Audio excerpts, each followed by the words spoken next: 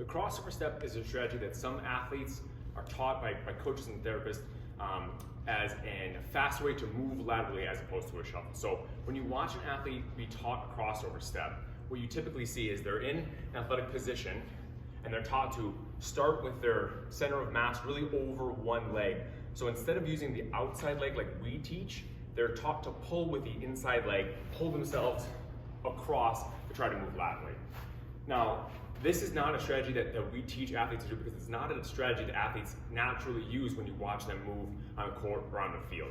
And the reason that they don't do this is because it doesn't allow for the most effective horizontal displacement of their center of mass. So when an athlete is in this position and they're balanced, their center of mass is relatively between both feet, which allows them to move forward, backwards, or side to side, whichever direction they need to be able to go.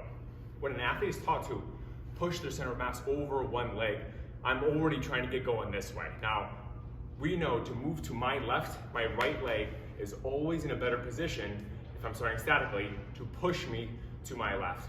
By starting with my center of mass over my left leg, my right leg is already extended. To move, my right leg has to extend. If it's already extended, it can't push me anymore to my left. So what happens is I'm starting with this vertical shin angle, and now the athlete has to pull themselves up in the air to then try and recover. And when you watch these crossover step drills, they're then taught to then shift their center of mass back to the inside leg as they switch side to side.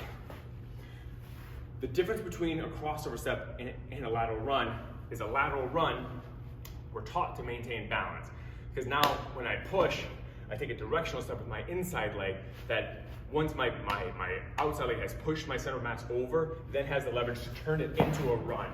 So my upper half kind of stays oriented to my opponent in like a shuffle pattern, while my pelvis opens up and allows me to actually cover distance because I can open up my pelvis to allow the cyclical action of my legs in the running pattern to occur.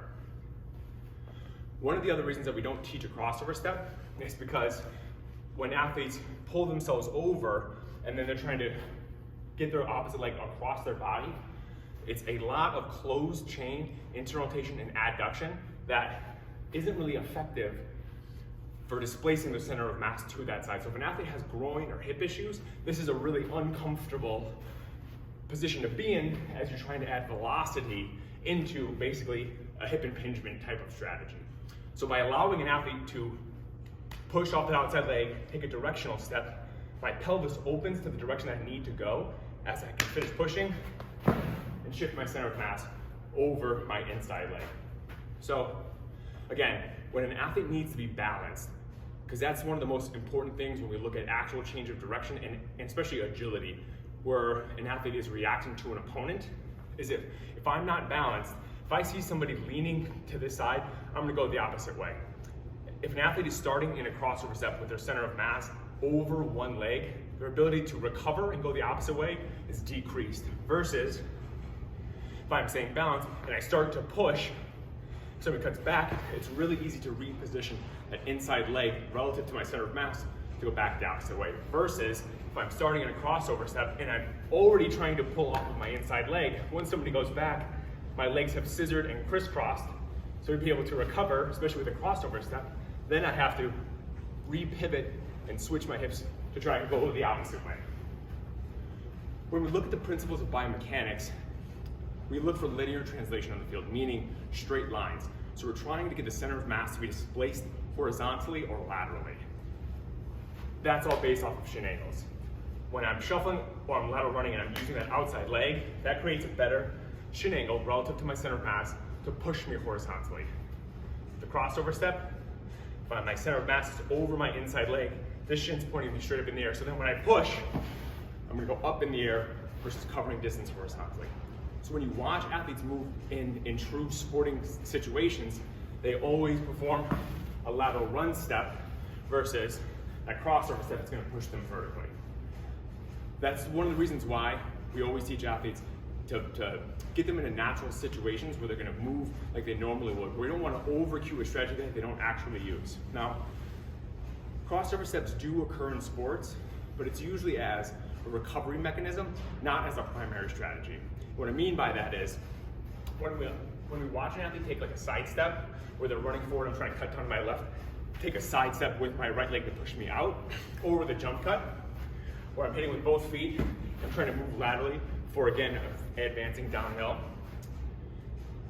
Athletes use those strategies because, again, it allows them to use their outside leg to push their center of mass to the direction that they need to go.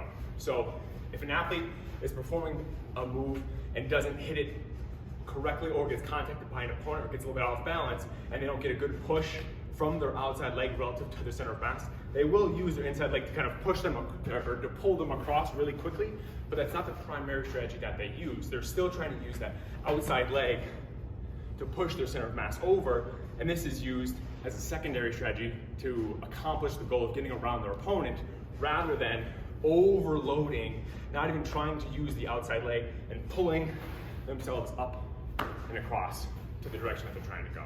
So again, all these change of direction and agility drills are about getting athletes to find good angles of force application relative to the center of mass. When I'm in a reactive situation, I have to be able to maintain balance to be able to cut off my opponent or to keep up with my opponent. If I'm leaning to one side, I'm giving my opponent a perfect opportunity to cut back on me or get around me. Versus if I maintain balance and I get into a lateral run, I can still reposition my feet quickly because I'm staying relatively in the tunnel, staying flexed my ankles, knees, and hips, and I'm moving horizontally. I'm trying to cover space versus rising vertically and getting my feet off the ground, which is what happens with a crossover step.